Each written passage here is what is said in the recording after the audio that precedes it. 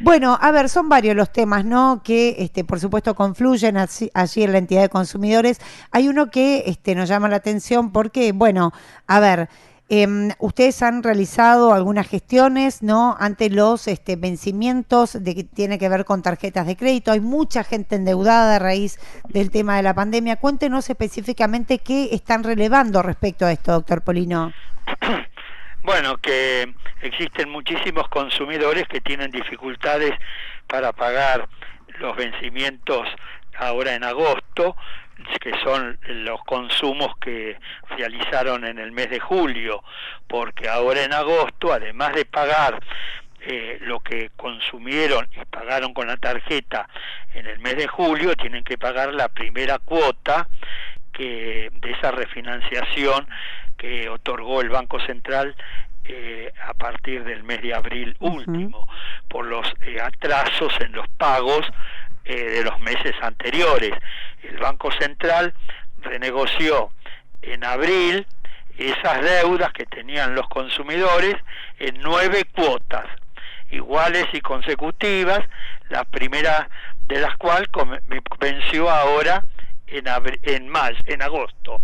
De modo que ahora en agosto el consumidor tiene que pagar el consumo de julio más esa primera cuota de esa refinanciación.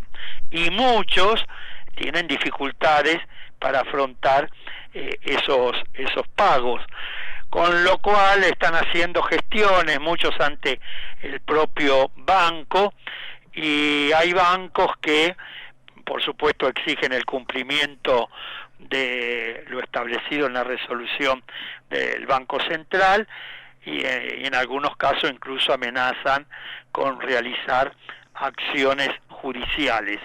Y en Ujú. otros casos hay algunos bancos que les sugieren amigablemente al consumidor una nueva refinanciación del pago, pero ya con una tasa de interés de alrededor del 43%. Un Epa. costo financiero totalmente excesivo. Ahora, ¿cree o Exactamente. eso es optimista respecto a que haya algún tipo de anuncio del gobierno para esta situación? Mire, nosotros hicimos gestiones en ese sentido para que el Banco Central vuelva a sacar una nueva resolución estableciendo una nueva refinanciación.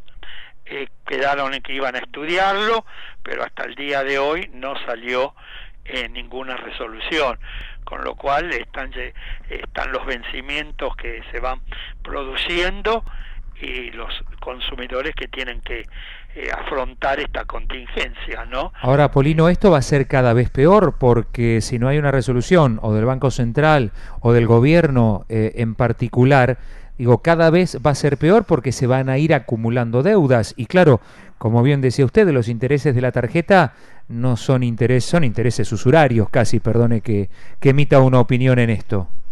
No, es así. Esta refinanciación se está haciendo con una tasa del 24%, pero lo que los bancos que amigablemente, entre comillas, proponen una nueva postergación en el pago, le están ofreciendo tasas del Claro. 43-44%, con lo cual realmente es usurario y es ponerse la soga al cuello, porque si no pueden pagar hoy eh, estos montos, mucho menos van a poder pagar al mañana con esa tasa de interés, sobre todo porque el problema de la cuarentena va para largo, no tiene fecha de vencimiento, nadie sabe cuánto tiempo va a durar, algunos hablan de 6 meses, de un año y medio, de modo que mucha gente ha perdido el trabajo, otros siguen trabajando pero han visto disminuir sus ingresos porque trabajan menor cantidad de horas o de días. Ujú. Las pequeñas y medianas empresas, muchas han tenido que cerrar, comercios que han tenido que cerrar, de modo que es una situación muy complicada. De modo que veremos qué es lo que hace el Banco Central frente a esta situación, ¿no? Y complicada más aún cuando uno entiende que, bueno, en este contexto donde decía que hay personas que han quedado, bueno, sin trabajo, se ha utilizado esta herramienta de crédito, ¿no? O con los distintos programas para financiarse básicamente en insumos de primera necesidad, Polino, ¿verdad? Alimento, cuestiones de higiene. Sí, fundamentalmente son productos de alimentos y de limpieza, ¿no? De modo que son productos esenciales que los consumidores necesitan fundamentalmente para poder continuar viviendo. De modo que es una situación muy complicada.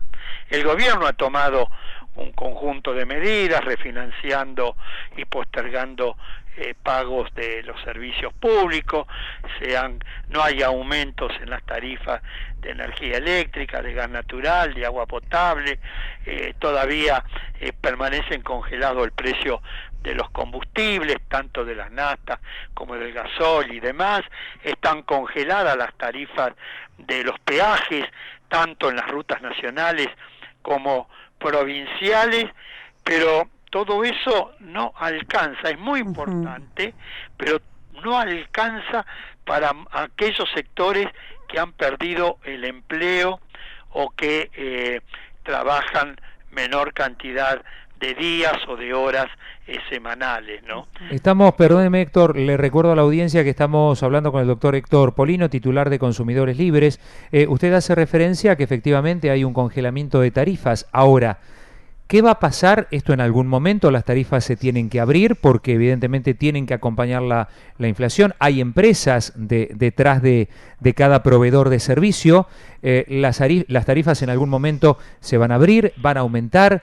¿Qué va a pasar con la inflación, que ya venía siendo cada vez más alta y da la sensación que en unos meses vamos a tener, no sé si una hiperinflación, pero la situación de la Argentina todavía se va a complicar mucho más? Usted que es un seguidor de la inflación mes a mes, ¿qué pronostica? Y pronostico que lamentablemente va a ir en aumento, porque fíjese usted que en este momento que todos esos servicios están congelados los precios, los productos de la canasta de alimentos no dejan de aumentar. En el último relevamiento de precios que hizo Consumidores Libres de 20 productos de la canasta de alimentos, donde hay 8 productos de almacén, 8 productos de frutas y verduras y 4 de carne vacuna, en el mes de julio tuvieron un aumento promedio del 5,63%. No quiero imaginarme qué es lo que va a pasar el día que se descongelen las tarifas, el precio de los combustibles, etcétera, y que aumente la mano de obra. No quiero imaginarme, por supuesto, todo esto se va a incrementar, de modo que estamos ante una situación complicada, que ya viene de arrastre. Ya esta situación se agudizó ahora a partir de la pandemia y la cuarentena, pero la Argentina ya hace varios años que había consolidado el tercer lugar en el mundo por el proceso inflacionario, solamente superado por 2 países, y ya la Argentina venía con un índice de pobreza de alrededor de un 40% y de un índice de indigencia de un 7%, un país que produce y exporta alimentos para más de 400 millones de personas, tenía el 40% de la población sumida en la pobreza.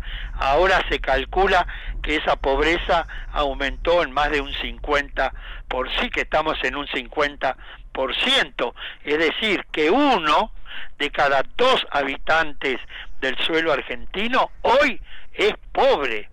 Es un verdadero fracaso de las políticas económicas que se llevaron a cabo en las últimas décadas, ¿no?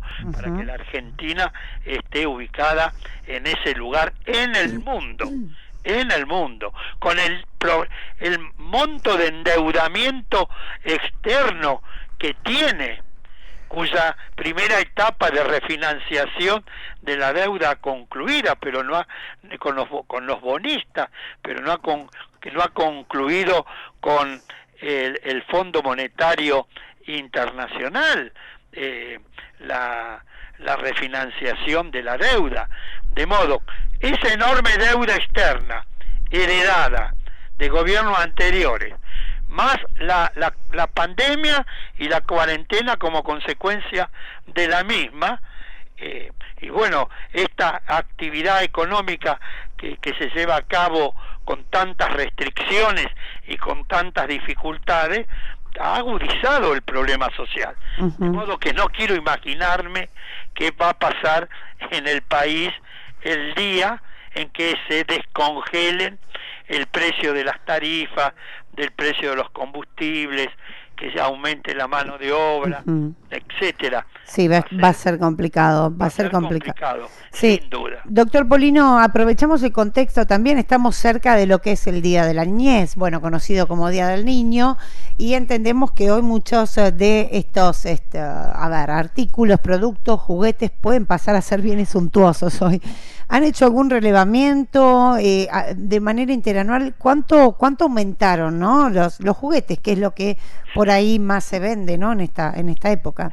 Sí, nosotros hemos relevado, como lo venimos haciendo desde hace 25 años, hemos relevado 21 juguetes, que son los de consumo masivo, de los cuales 15 son de fabricación nacional, 4 de fabricación china, 1 de Indonesia, y después tenemos uno que es tanto de producción china como de Indonesia.